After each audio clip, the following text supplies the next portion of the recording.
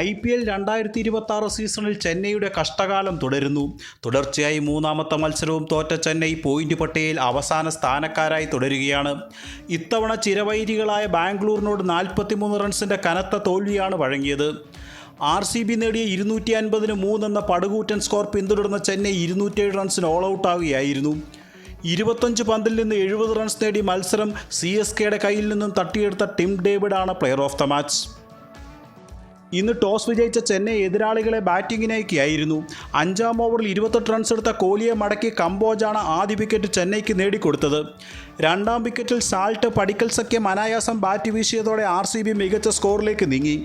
എന്നാൽ 46 റൺസ് എടുത്ത സാൾട്ടിനെ മടക്കി ദുബൈ 2-ാം RCB വിക്കറ്റും വീഴ്ത്തി. 28 പന്തിൽ നിന്നും 50 നേടിയ പടിക്കൽ തൻ്റെ മിന്നും ഫോം തുടരുന്ന കാഴ്ചയാണ് കണ്ടത്. എന്നാൽ 15-ാം ഓവറിൽ പടിക്കലിനെ ഓവർടേൺ മടക്കി. 29 പന്തിൽ 5 ഫോറും 2 സിക്സും ഉൾപ്പെടെ 50 റൺസ് ആയിരുന്നു പടിക്കൽ നേടിയത്. പിന്നീട് മത്സരം പൂർണ്ണമായും RCB നിയന്ത്രിക്കുന്നതാണ് കണ്ടത്. പടിതാറും ടിം ഡേവിഡും ചേർന്ന് CSK ബൗളർമാരെ അടിച്ചു തകർക്കുകയായിരുന്നു. 19 പന്തിൽ നിന്നും 50 നേടിയ ടീം ഓവർടേൺ എറിഞ്ഞ 19-ാം ഓവറിൽ 4 സിക്സും 1 ഫോറും ഉൾപ്പെടെ 30 റൺസാണ് അടിച്ചുകൂട്ടിയത്. ഒടുവിൽ നിശ്ചിത 20 ഓവറിൽ 250-3 എന്ന പടുകൂറ്റൻ സ്കോർ RCB നേടിയെടുത്തു.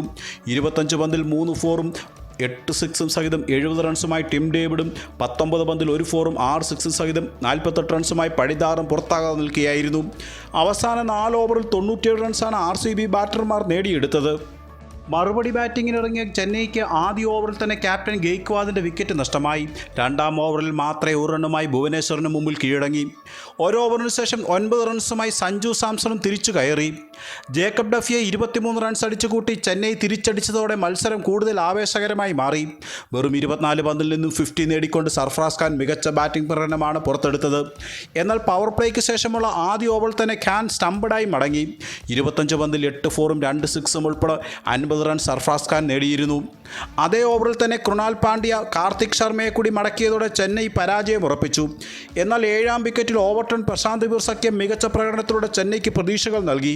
പക്ഷേ 16-ാം ഓവറിൽ പ്രശാന്ത് 43 റൺസുമായി മടങ്ങിയതോടെ ചെന്നൈ ആരാധകർ നിരാശയിലായി.